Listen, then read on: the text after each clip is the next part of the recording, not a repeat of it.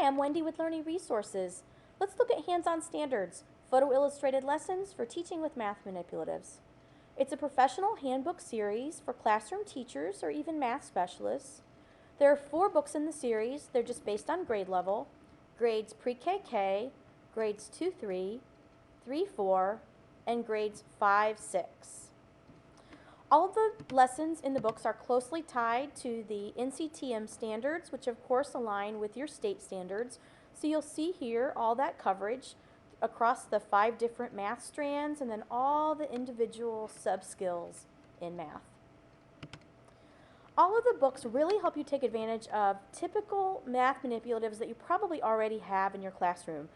There are kits of manipulatives available for purchase that go along with these books, but you probably already have the manipulatives that are being used.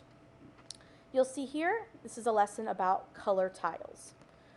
The lessons really help engage children in high interest ways through multisensory activities using the manipulative. And as you can see from the photos, they really do help kids get or grasp, almost literally, those concepts in math that are sometimes so abstract for children to get. Let's take a look at a lesson for grades 1 through 2. This is an elapsed time lesson, so we're introducing a higher level concept but at a very early age. So this lesson will teach you how to do that.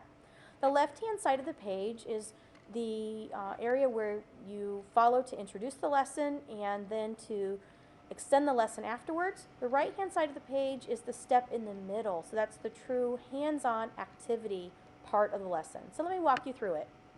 On the left page, you see the typical things you'd expect to find in a lesson plan, your objective, your skills, but you also get, and it's very transparent here, exactly which standards are going to be covered in this lesson, so you know you're right on target. This lesson's about elapsed time. And at the top of the page, you get background information, so you can brush up. Now, these books are really for the mainstream classroom teacher who wants to become more comfortable teaching science, so this background information can be pretty important. The next thing you do is follow the yellow arrow to the right-hand side of the page. So you're going to have students work in small groups, and they're going to explore the concept of elapsed time. And they do so through, right off the bat, a real-life story problem.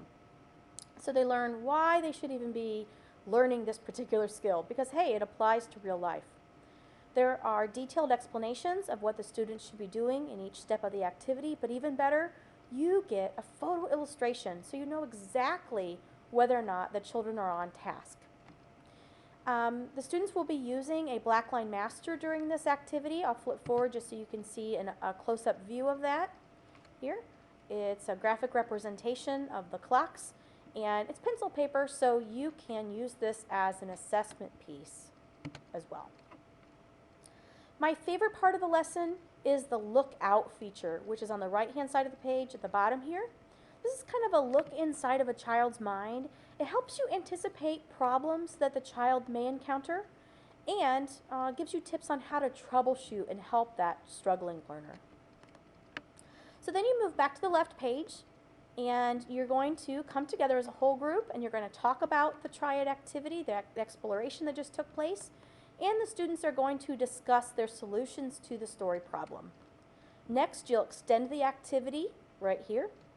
And then lastly, you're going to come full circle and have students practice the skill in a standardized way through a standardized test question here. So you can have the students do some figuring on a piece of paper if you'd like and answer their question on a piece of paper, because then you have another record for assessment. But this standardized practice question, as well as the pencil and paper Blackline masterpiece of the triad activity, are really key because they help kids transition away from using the manipulative that they're relying on to just using pencil and paper. It's a great transition, helps them get ready for that pencil and paper test.